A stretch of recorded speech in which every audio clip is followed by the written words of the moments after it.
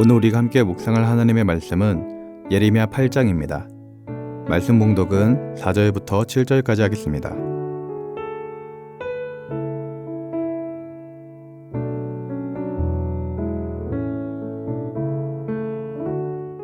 너는 또 그들에게 말하기를 여호와의 말씀에 사람이 엎드러지면 어찌 일어나지 아니하겠으며 사람이 떠나갔으면 어찌 돌아오지 아니하겠느냐.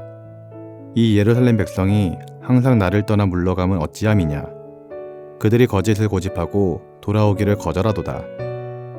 내가 귀를 기울여 들은즉 그들이 정직을 말하지 아니하며 그들의 악을 뉘우쳐서 내가 행한 것이 무엇인고 말하는 자가 없고 전쟁터로 향하여 달리는 말같이 각각 그 길로 행하도다. 공중의 학은 그 정한 시기를 알고 산 비둘기와 제비와 두루미는 그들이 올 때를 지키거늘 내 백성은 여호와의 규례를 알지 못하도다.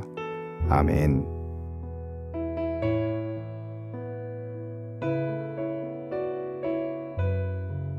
오늘 본문 4절과 5절 말씀은 유다 백성들이 본성을 거슬러 비정상적인 행위를 하고 있다라고 고발하고 있습니다. 4절 말씀을 보면 하나님은 사람이 엎드러지면 어찌 일어나지 아니하겠으며 사람이 떠나갔으면 어찌 돌아오지 아니하겠느냐라고 묻고 있습니다.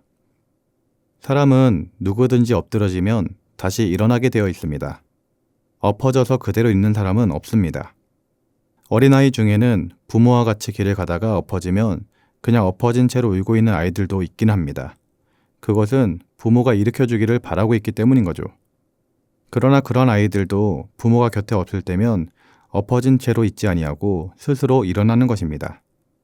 이처럼 아무리 어린아이라 할지라도 엎어지면 일어나는 것이 본성입니다. 그리고 떠나갔다가 돌아오는 것도 인간의 본성입니다. 동물 중에 비둘기는 귀소 본능이 강한 것으로 유명합니다. 그래서 통신수단이 발달하지 않았던 고대 사회에서는 비둘기를 통신수단으로 활용하기도 하였던 것입니다. 그런데 이 비둘기 못지않게 우리 인간도 귀소 본능이 강합니다. 그래서 집을 떠나간 인간은 집을 그리워하며 집으로 돌아오는 것입니다. 사람들이 왜 그렇게 고향을 그리워하면서 죽으면 고향 땅에 묻히기를 소원하겠습니까? 그것은 다들 귀소 본능이 있기 때문인 것입니다. 그런데 그러한 귀소 본능은 영적인 측면에서도 있습니다. 하나님을 떠나간 인간은 본능적으로 하나님을 찾는 경향이 있는 것입니다. 다만 우리 인간은 영적으로 무지하여서 하나님께로 돌아오는 길을 몰라 방황하거나 하나님이 아닌 다른 그릇된 길로 향할 뿐인 것입니다. 그러나 하나님께서는 당신의 백성들에게 당신에게 돌아갈 수 있는 길을 알려주셨습니다. 따라서 하나님의 백성들은 일시적으로 엎어지거나 하나님을 떠나갔다가도 다시 일어날 수 있고 하나님께로 돌아갈 수 있는 것입니다. 하지만 유다 백성들은 그들의 본성을 거스르는 자들이었습니다. 그들은 엎어졌음에도 불구하고 그냥 엎드러진 채로 있으면서 일어서려고 하지 않았습니다. 그들은 하나님을 떠나고서도 다시 하나님께로 돌아오려고 하지 않았습니다. 하나님을 떠난 그들은 하나님께로 돌아오기는커녕 점점 더 하나님으로부터 멀어져 갔습니다. 즉 그들은 그들의 본성을 무시하고 악한 길로 더욱더 행했던 것입니다. 그래서 하나님께서는 5절 말씀에서 이 예루살렘 백성이 항상 나를 떠나감이 어찌함이냐. 그들이 거짓을 고집하고 돌아오기를 거절하도다 라고 말하였던 것입니다. 이처럼 마음을 완고히 함으로 자기 본성을 거스르 행한 자들은 결국 수치와 멸망을 당할 수밖에 없었습니다. 우리는 오늘의 유다 백성들처럼 하나님께서 심어주신 본성을 거슬려 행하는 자들이 되어서는 안 되겠습니다. 우리는 회개의 마음을 소중히 간직하고 날마다 회개하며 하나님께로 돌아올 수 있어야 하겠습니다.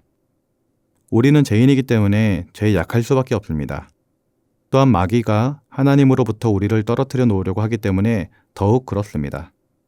그래서 때때로 죄를 지을 수도 있고 일시적으로 하나님으로부터 멀어질 수도 있는 것입니다.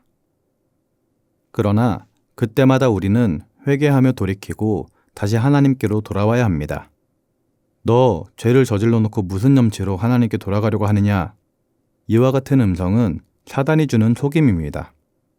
하나님은 언제나 우리가 돌아오길 원하시는 하나님이십니다. 그래서 예수님께서는 이와 같은 하나님의 마음을 탕자의 비유를 통해서 말씀하신 적이 있습니다. 탕자가 아버지의 유산을 받아서 나갔을 때 아버지는 속상했지만 그래도 아들을 끝까지 사랑했고 끝까지 아들을 기다렸습니다. 그래서 아들이 모든 것을 탕진하고 아버지의 집으로 돌아왔을 때 그 아버지는 벗은 발로 마중 나와 입 맞추며 아들을 반겼던 것입니다. 아버지는 아들을 왜 기다리고 돌아왔을 때 왜 기뻐했을까요? 왜냐하면 아무리 죄악 가운데 거해도 자기의 아들이기 때문입니다. 내 아들이기 때문에 끝까지 사랑하는 것이 바로 아버지의 마음인 것이죠. 우리 하나님도 마찬가지입니다. 하나님은 언제나 우리가 하나님께로 돌아오길 원하시는 사랑의 하나님이십니다. 따라서 사랑하는 성도님들은 때로 하나님과 멀어졌다 할지라도 다시 회개하며 하나님을 찾으시기 바랍니다. 알게 모르게 지은 죄로 주님 앞에 돌아오기 죄송스러울 때도 하나님께 용서를 구하고 돌아오시기 바랍니다. 무슨 염치가 있어서 돌아가냐는 그런 소리 하지 마시고 하나님께로 돌아오시기 바랍니다. 염치 따지면서 하나님께 돌아오지 않는 것이 오히려 하나님의 마음을 더 아프게 하는 것입니다. 하나님께서는 우리가 하나님께로 돌아오기만 하면, 하나님께 나와 또 잘못했다고 회개하며 돌이키기만 하면 언제나 양팔을 활짝 벌리고 우리를 받아주시는 사랑의 하나님이십니다. 그래서 하나님은 아직도 탕자의 아버지처럼 이 땅에 수많은 사람들이 돌아오기를 기다리고 있습니다. 사랑하는 성도님들은 오늘 본문의 이스라엘 민족들의 돌아오지 않는 모습이 비정상적이라는 것을 기억하시기 바랍니다. 그리고 혹시 지금 내가 하나님 앞에 회개할 게 있다면 더 이상 지체하지 마시고 하나님 앞에 나와 회개하고 돌이키시기 바랍니다. 그러할 때 하나님께서는 새로운 은혜를 주실 것이며 상처를 싸매주시고 안아주실 것입니다. 그리고 다시 시작할 수 있도록 용기를 주시고 은혜를 주시고 함께해 주실 것입니다. 그렇게 다시 일어나 하나님의 자녀답게 살아가는 주님의 자녀가 될 수 있기를 주님의 이름으로 기도드립니다. 그렇게 일어난 우리는 이제 해야 할 일이 있습니다.